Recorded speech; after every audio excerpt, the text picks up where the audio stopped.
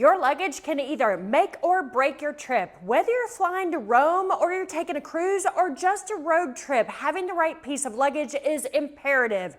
You need to make sure that it is easy to roll, great to pack, very sturdy, lightweight, and has all the features that you're looking for. I'm Kim, the Abundant Traveler. I've been to 65 countries and lived in 5, and I have seen all kinds of luggage. This video is how to pick the perfect piece of luggage for your next trip. Finding the right piece of luggage can be a daunting task. What size? Carry-on, checked luggage? What color? What materials? Hard-sided, soft-sided, 2 rollers, 4 rollers?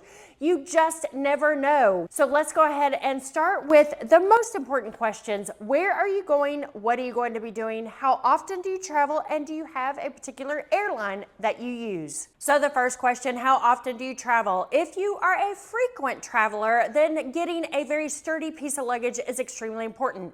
Next question is, well, where are you going to be going? If you're going to be on a road trip, you want to make sure that it's probably a soft-sided piece of luggage and smaller to fit in the trunk or in the back seat of the car that you're traveling in. And if you're going to be going on a cruise, then you want to consider taking checked luggage size, which is 24 to 30 inches, because you're going to be doing lots of clothes changes, fancy dinners, etc., possibly, and they are going to take your luggage and stack it up in the belly of the ship before you arrive, which means your luggage is going to get squished in between all the other passengers' luggage. Also, what is your personal style of travel? Do you like to pack everything under the sun, including tons of shoes? Well, then you're going to need a large checked luggage. And if you are a minimalist, can you possibly go for an entire week with a personal item bag, not even a carry-on? Also, think about what you're going to be doing with that luggage when you get home. Do you have a lot of room to store all of your luggage, or do you live in a small apartment where you don't have much room to store the luggage that you do have? Now let's talk about the different features with the luggage. Number one for me is the weight. Weight is so important because, one, you want to be packing your suitcase full of your things, not carrying around a 10 to 12 pound piece of luggage. That is ridiculous. There is no reason for that. Most of the luggage that I use now is carry-on is about 5.5 to 6.5 pounds, and the checked luggage is around 8 or 9 pounds. That's actually quite light. I like the Travel Pro Max Light. I also like the Level 8. I like the Monos as well. They are great pieces of luggage, and the weight is perfect in these particular pieces. If you're enjoying this video, make sure to like and subscribe to the channel so other travelers just like you will get to enjoy this video. Also, please leave a comment below for all the other travelers about your tips for finding the perfect piece of luggage. Something to note, some airlines are now charging for weight with your carry-on, with your personal item bag, and with your suitcase. So do pay attention to the restrictions for each particular airline. Now let's talk about carry-on versus checked luggage. Carry-on luggage is typically 22 by 14 by 9. Make sure to measure that piece of luggage from the bottom of the wheels all the way to the top of the handle. That is where you measure the height. Don't just cut it off at the actual case. You got to include those wheels. Also, using a carry-on is great if you're going to be road tripping. If you are going carry-on only on a flight, a carry-on size is also great if you're going to be taking a catamaran trip as well. And make sure if you're on a catamaran trip to do a soft-sided piece of luggage, because your cabin is really small, and when you use hard-sided, there is nowhere to put that empty piece of luggage.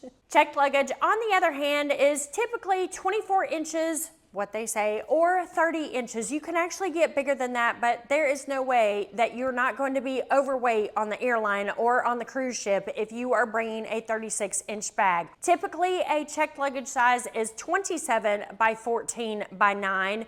And just remember, 50 pounds is it. And some airlines these days require less than 50 pounds. So again, pay attention to the particular airline that you're flying with so you're not charged extra baggage fees and extra weight. Another feature to consider is the quality of the zipper. Supposedly the YKK zippers are the best, and honestly, I find them the most sturdy. When you're buying that piece of luggage, go and run the zipper back and forth, run the zipper back and forth. Make sure it doesn't get stuck. Also, definitely make sure it doesn't get stuck around the corner of the suitcase, which is, I have found with the the cheap pieces of luggage that I purchased is the first place that the zippers come apart are actually in the corners of the piece of luggage. Also, if you're worried about security, look for TSA pre-check locks, and you can find that on most hard-sided luggage. That is, the TSA guys have a particular key, and they're the only ones that can get into your suitcase to check and see if there's anything in there. So if security is extremely important, that type of lock is very valuable to you.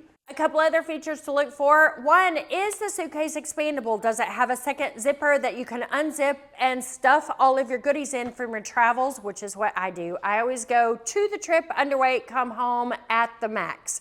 And also you want to check and see how many pockets there are. How many pockets do you need in a piece of luggage?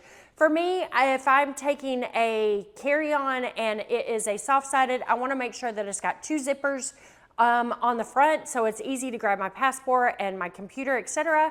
If I'm doing hard-sided, I want to make sure now that it does have the exterior zippered pocket, which I love. On the inside, what I love on the clamshell, the hard-sided, I like it when you have a zipper on both sides of that piece of luggage instead of a zipper on one side and an X compression on the other. I like enclosing everything, locking everything up, and so nothing flops back and forth. And if you're curious about what goes in my carry-on that I take on every single trip, then go to the description below and download my free guide of everything that goes with me every time, especially on a long haul trip. Let's talk about my number 2.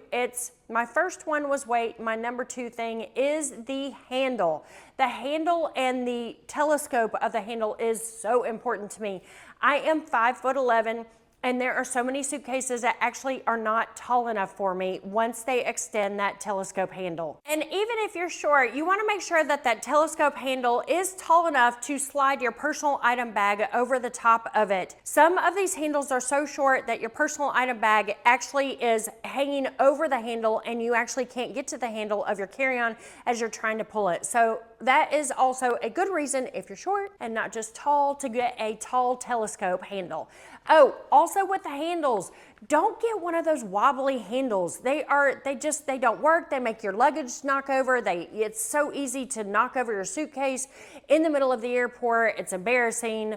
So make sure you don't have a wobbly handle as well. Something else to consider is your budget. Are you looking for an economical price? Well, I would probably stay away from the super cheap luggage. Maybe go to TJ Maxx and buy one of the high quality brands like Samsonite and Travel Pro, but just buy it from TJ Maxx if you're on a budget. If the price is no question, then maybe go for a Tumi. Tumi carry-ons are around $525. A couple of brands that I like are Monos and also Level 8. Monos is about $250 a carry-on, and the Level 8 is about $170. My Travel Pro, my little Travel Pro hard-sided is about $140. So, you know, I tend to spend about $150 for a carry-on, and it will last me a couple of years. I travel a lot. I travel 3 to 4 months a year, so it gets lots and lots of use, and I want to make sure it's lightweight, so the materials are lightweight as well, and they tend to break after a while because the airlines and the cruise ships and travel is really hard on your poor little suitcase. Next, it's all about the wheels. Do you want 2 wheels? Do you want 4 wheels? Well, 2 wheels, you're going to be dragging the bag behind you. They are a little more sturdy. They're not going to go tearing off without you on a hill because there's only 2 wheels, but I personally don't like dragging the bag behind me. I like a 4-wheel spinner, which means on a hillside or on a curb, you need to be careful and hold onto your bag or it'll roll off and take off without you. Things you want to look at for your wheels. You want to make sure there isn't any friction and those wheels easily spin, so you're not pushing your bag and you're not making all of the effort. The wheels are there to make your life easy. I remember when we didn't have wheels on Suitcase. Yes, I'm that old. And wheels make your life so much easier. So make sure there isn't any friction on those wheels when you're trying to roll it.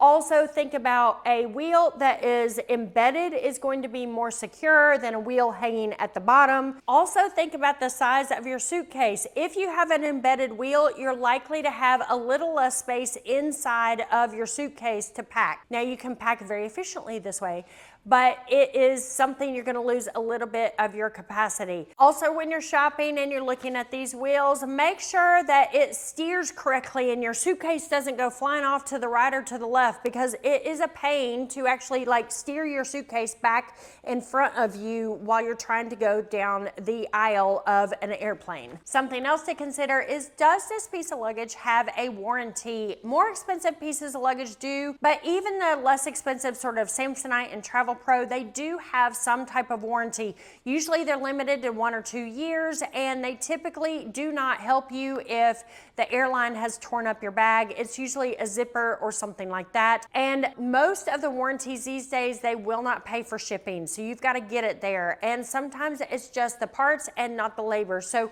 if you want to be spending a lot of money on a piece of luggage, then definitely check out what the warranty has in store for you, so you buy the best piece of luggage that will last you the longest time. And if you're like me and you like to overstuff your luggage and you like to take everything under the sun, then make sure to check out the leader's capacity on any particular suitcase that you're looking at. That is key, because not all carry-ons are considered the same. Not all checked pieces of luggage are considered the same.